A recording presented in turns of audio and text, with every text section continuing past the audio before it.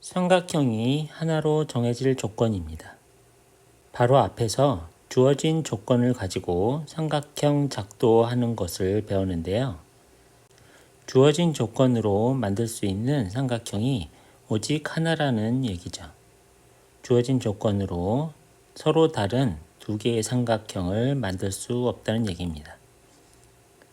그러면 어떤 조건을 주어야 삼각형이 하나로만 만들어질 수 있는지 알아보겠습니다.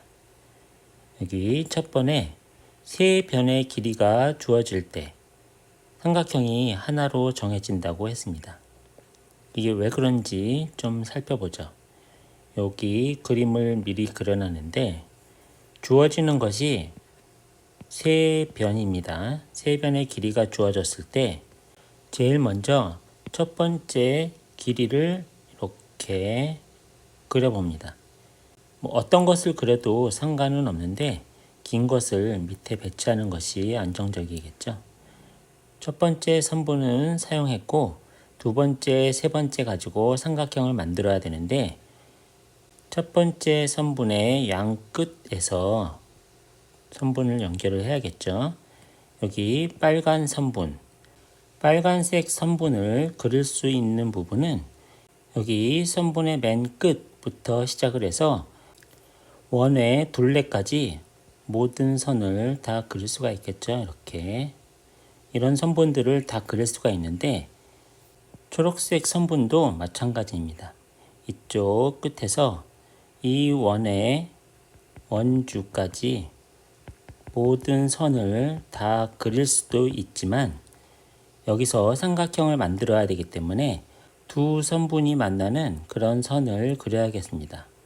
그렇게 되면은 여기 그림에서처럼 빨간 선은 여기 또는 여기에 그리고 초록색 선은 여기 또는 여기에 그려야 삼각형이 만들어질 수가 있겠죠. 그렇게 되면은 그릴 수 있는 삼각형은 모두 두 개입니다. 쌤, 주어진 것으로 삼각형 하나만 만들 수 있다고 하지 않았나요? 네, 맞습니다. 두 개의 삼각형이 생기는데 잘 보시면 두 개의 삼각형은 똑같은 삼각형입니다. 조금 뒤에 도형의 합동에 대해서 배울 텐데 모양이 서로 다른 삼각형이 아니라 두 개의 삼각형 모양은 똑같습니다. 그래서 한 가지 모양만 나온다고 말할 수 있습니다. 이번에는 두 번째 조건을 한번 볼까요? 두 변의 길이와 그 끼인 각의 크기가 주어질 때 작도를 해봐서 알겠지만 여기 주어지는 것이 하나의 각과 두 개의 선분입니다. 이 각은 두 선분 사이에 끼인 각이죠. 그래서 여기 정해진 각에 이 빨간색 선분을 옮겨서 그리면 길이가 정해진 이런 선분이 그려질 것입니다. 그리고 이 초록색 선분도 이쪽에 이렇게 배치를 하게 되면은 길이가 정해진 선분이 생깁니다. 그렇게 되면은 요 끝점과 요 끝점을 두 개를 연결하면은 삼각형이 하나가 생기죠. 하나의 각과 그 각의 양 끝에 선분을 배출하게 되면은 그 두 개의 선분을 이을 수 있는 방법은 하나밖에 없습니다. 그래서 주어진 조건으로 그릴 수 있는 삼각형은 오직 하나인 것이죠. 여기 옆에 그림은 조금 이따 설명하려고 그린 그림입니다. 이번에는 세 번째 조건을 한번 볼까요? 한 개의 선분과 그 양 끝각이 주어질 때입니다.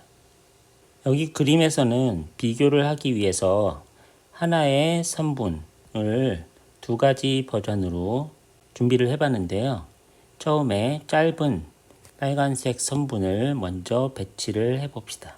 이렇게 배치를 한 다음에 양 끝각을 그대로 옮기면 이렇게 옮기면 여기 만나는 점이 하나 생기는데 이 점은 이 각이 똑같다면 같은 자리에 생길 수밖에 없죠.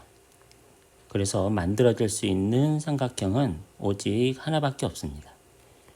긴 선분으로도 한번 그려봤는데요.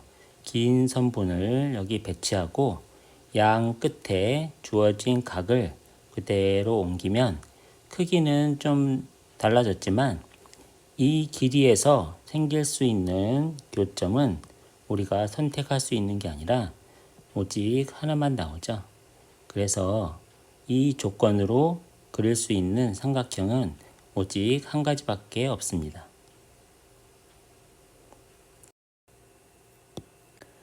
이번에는 하나로 정해지지 않는 경우인데요. 이 용어들이 다 말이 좀 헷갈립니다. 집중해서 보시기 바랍니다.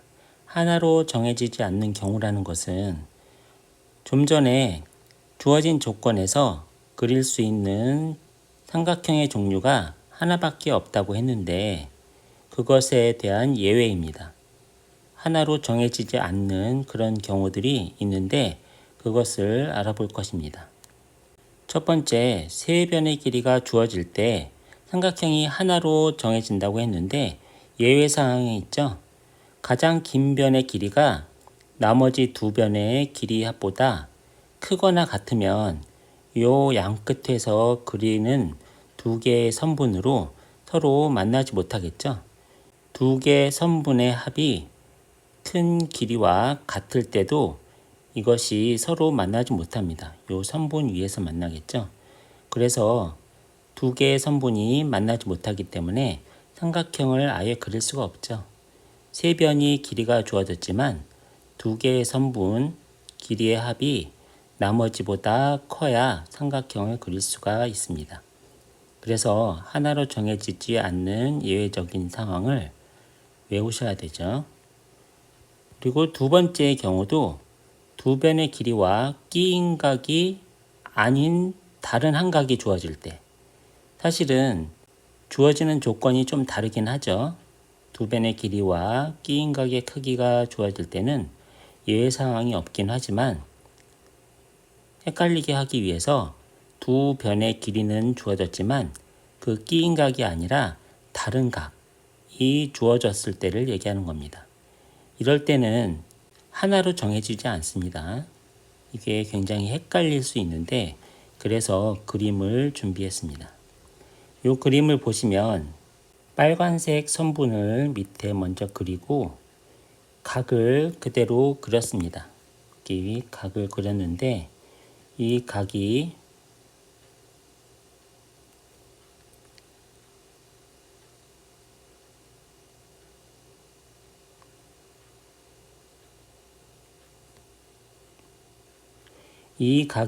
어디서 끝나는지는 아직 모르죠.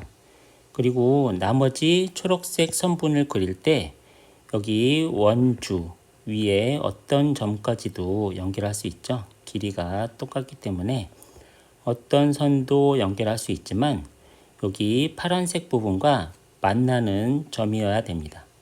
그래서 그렇게 그릴 수 있는 부분은 요 두 가지죠. 이렇게 요 두 가지밖에 나올 수가 없습니다. 주어진 조건으로는 두 가지 삼각형을 그릴 수 있다는 얘기죠. 두 가지밖에 없다는 것은 하나로 정해지지 않는다는 것입니다.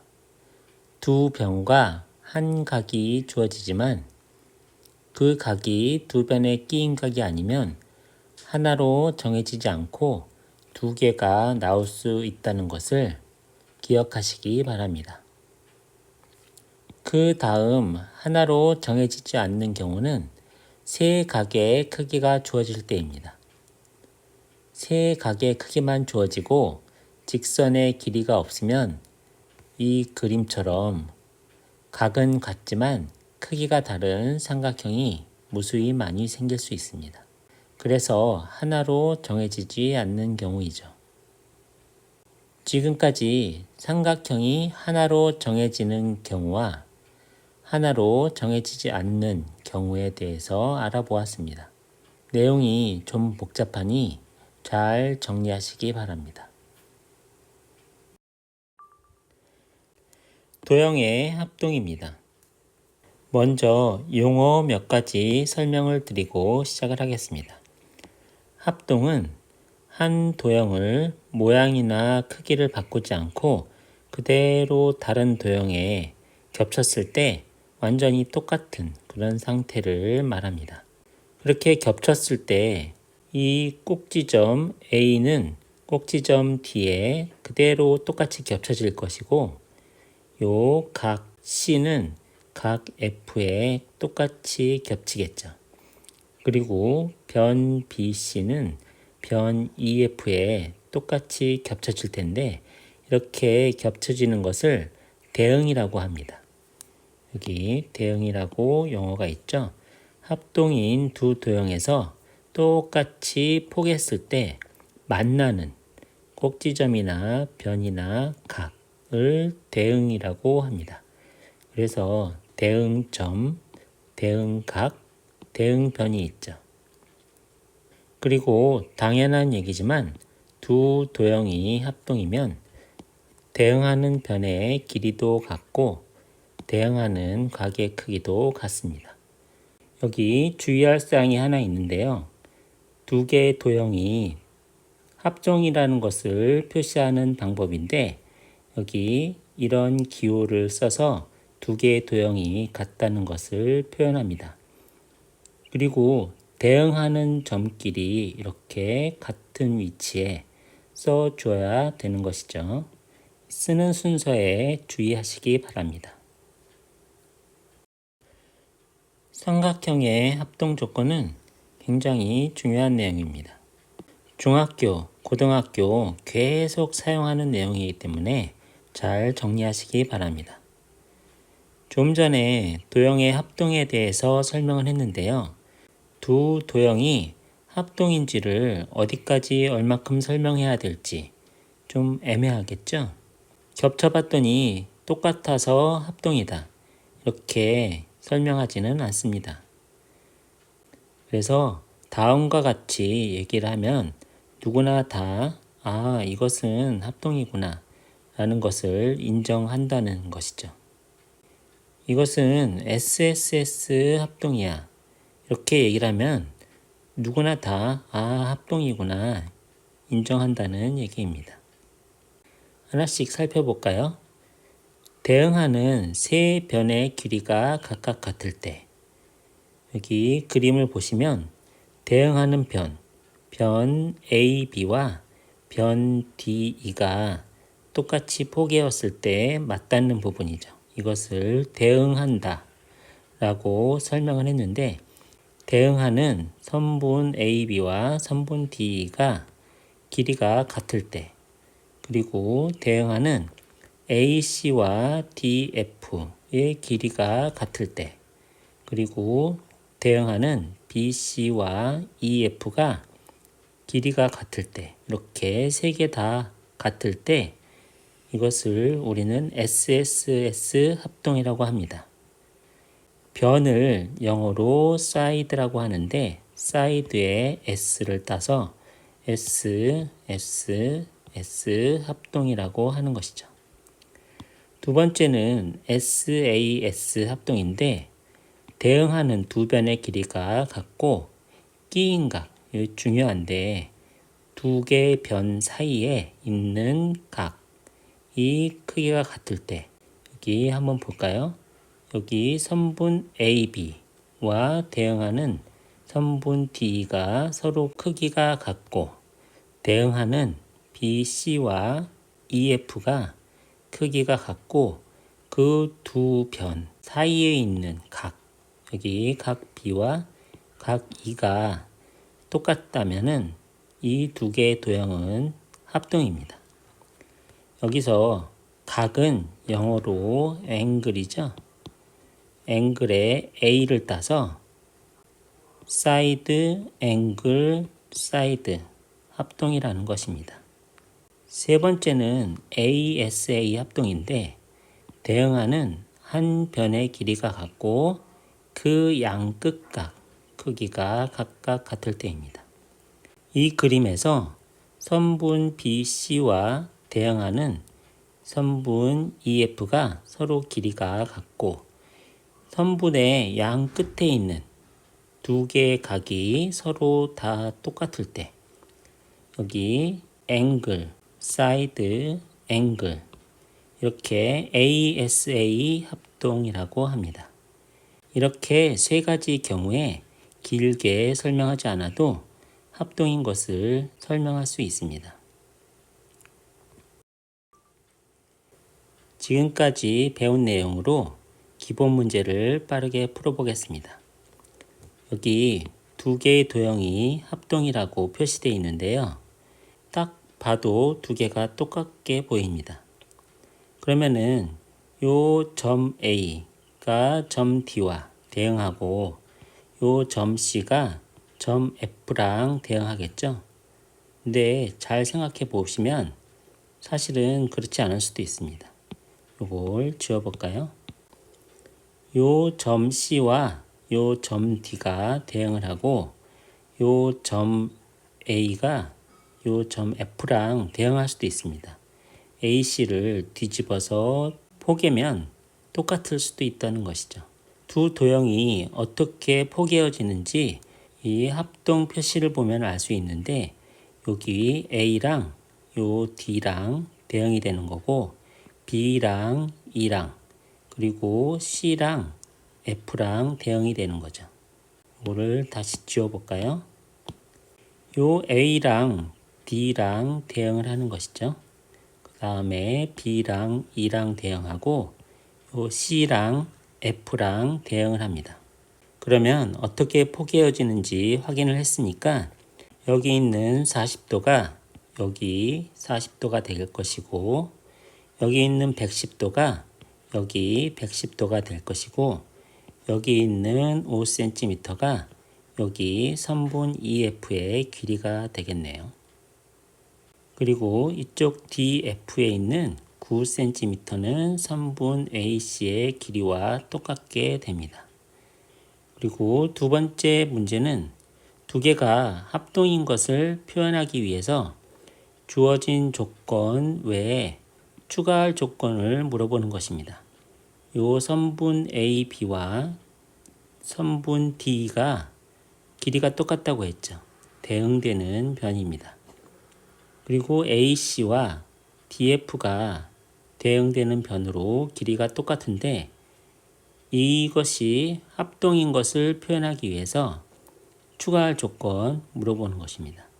여기 SSS 합동은 세 변의 길이가 똑같아야 되기 때문에 선분 BC와 선분 EF만 똑같다면 SSS 합동이 됩니다.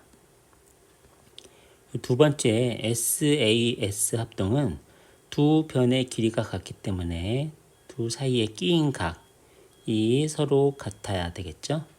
그래서 각 A와 각 D가 똑같다면 SAS 합동이 되겠죠. 합동인 것을 이렇게 간단하게 표현할 수가 있습니다. 지금까지 삼각형이 하나로 정해지는 조건, 그 다음에 삼각형의 합동 조건에 대해서 알아봤습니다.